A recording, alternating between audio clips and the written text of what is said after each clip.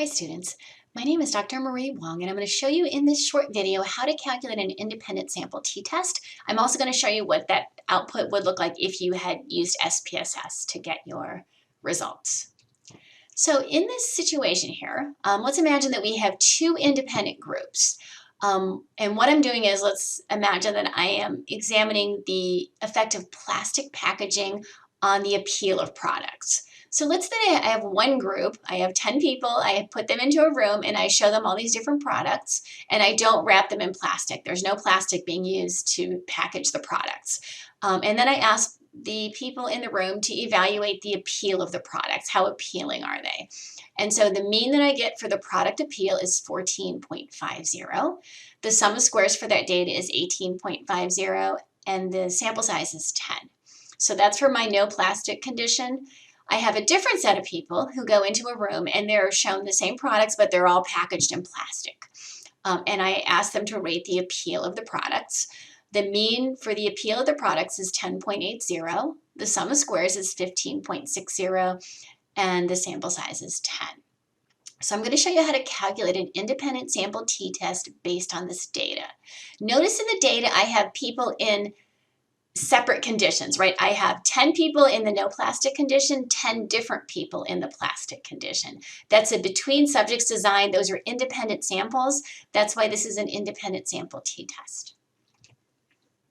My null hypothesis is that there is no difference in the population means between the plastic and the no plastic condition. So H0 is simply stating that mu1 minus mu2 equals 0. There's no difference. It doesn't matter if something is wrapped in plastic or not. It's not going to affect the appeal of the product. The research hypothesis, H1, is stating that mu1 minus mu2 does not equal 0. So what it's stating is that the wrapping is going to matter, that whether things are wrapped in plastic or not, that is going to have an effect on the appeal of the product. Notice I don't specify a direction here though. I have that mu1 minus mu2 does not equal 0. Because I don't specify a direction, it means we're going to test both the positive and the negative end of the tail. This is what's going to be called a two-tailed test. So that has implications. Your research hypothesis has implications for how you determine your critical values, which you will look up in a t-table. So if you were to find a t-table, you can find this in the back of a textbook or you can find this online. If you find a t-table, we're going to set alpha at 0.05. We like to use that standard typically in psychology. It can vary, but 0.05, let's just stick with that for now since it's conventional. It's a two-tailed test because, as I mentioned before, we're not specifying a direction. We're not saying that plastic is going to lead to more appeal or less appeal. We're simply saying there's going to be a difference between the plastic and the no plastic conditions.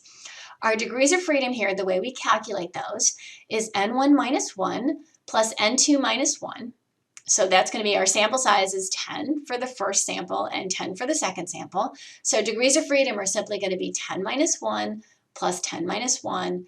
That's going to be 18. So if I look up in my t-table, if I set alpha at 0.05, I do a two-tailed test and degrees of freedom are 18. The critical value I'm going to get is going to be plus and minus 2.101. So those are going to be my critical values. What I'll end up doing is I'll take the t observed, the t that we calculate, we'll then compare it to the critical value. And if the t observed is greater than positive 2.101, or less than negative 2.101, then we can reject our null hypotheses. Okay, so let's do the hand calculations here.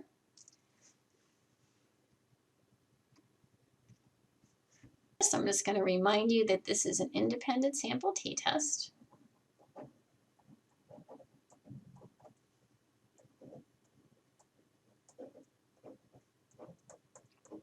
And there are going to be three steps to our calculations.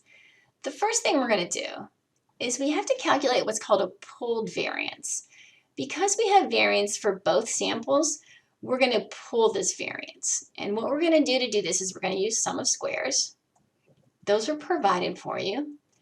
I do have a video that shows you how to calculate sum of squares from your data, so if you need that, if sum of squares is not provided, a lot of times it's not, you might need to go and look at that video to determine how to calculate sum of squares.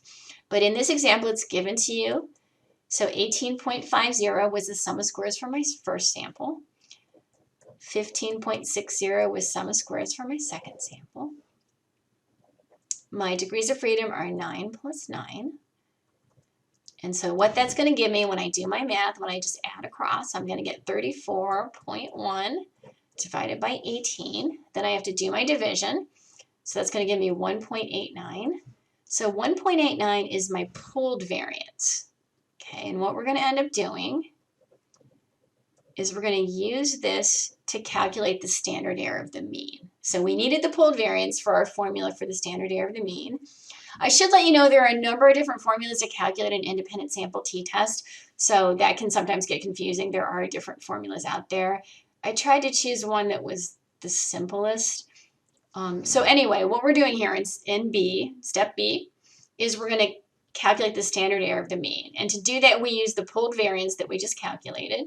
So I take the pooled variance and I divide that by the sample size for my first sample. I take the pooled variance, I divide it by the sample size for my second sample. I'm going to add those together and take the square root. Okay, so let me just plug everything in. 1.89 was my pooled variance. I'm going to plug that in. And my sample size for my first sample is 10. And again, for my pooled variance, I'm going to plug 1.89 in. The sample size for my second sample was also 10, so that makes it easy. Don't want to lose my square root sign. If I do my division, if I take 1.89 divided by 10 plus 1.89 divided by 10, I'm going to get 0.378. I have to take the square root of that. And what that's going to give me is 0.61. That's my standard error of the mean. This is going to be the bottom part of my t-statistic.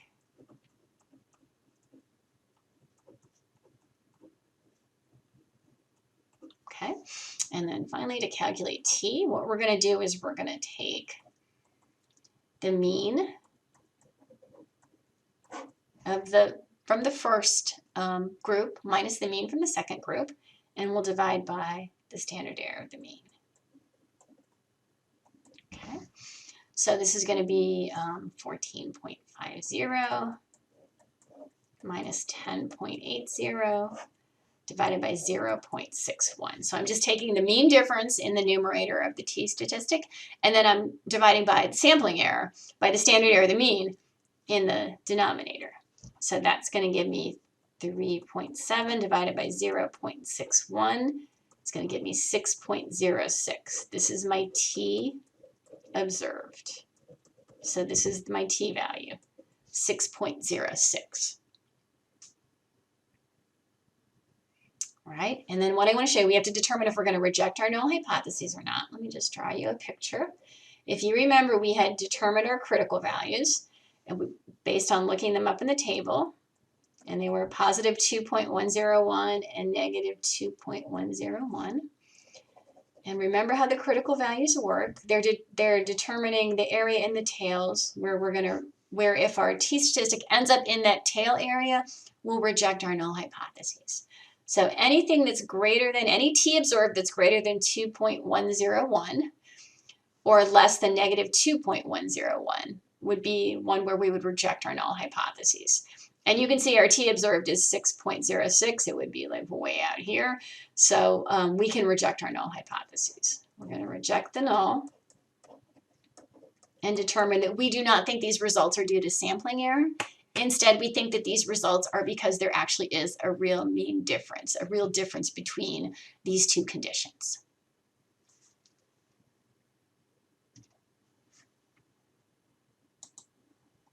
Okay, so we finished the hand calculations.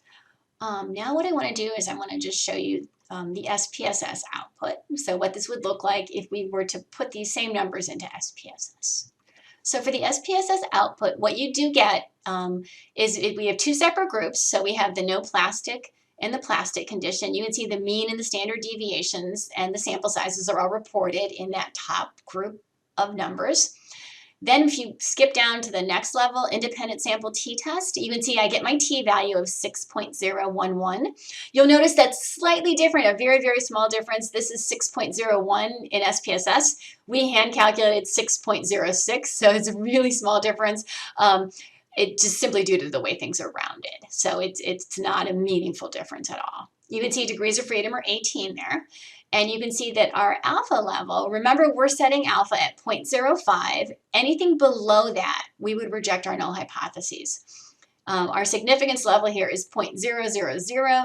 That's less than 0.05. We're going to reject our null hypotheses. And so the way we can write this, if we were going to write this in a report, we would do T, and then degrees of freedom are 18 equals 6.01, and P is less than 0.001. Whenever P is less than 0.05 or anything smaller, means we could reject our null hypotheses, that there's a statistically significant difference between the plastic and the no plastic conditions means. One last thing I just want to point out to you, if you look where it says independent sample t-test, you can see it says mean difference. That was the numerator of our t-statistic. And then if you look at the standard error of the difference, that was the denominator of our t-statistic. So if you go back and look at our hand calculations, you can see that we took 3.70 and we divided by 0.61, and we got pretty much 6.01, very close to that. So that's how that was determined. You're taking that difference between means and you're dividing by that standard error of the difference between those means. All right, so in this section, in this short video, I've shown you how to calculate an independent sample t-test, and I've also shown you what the output would look like and how to interpret the output if you were to use SPSS for your analysis. So thank you.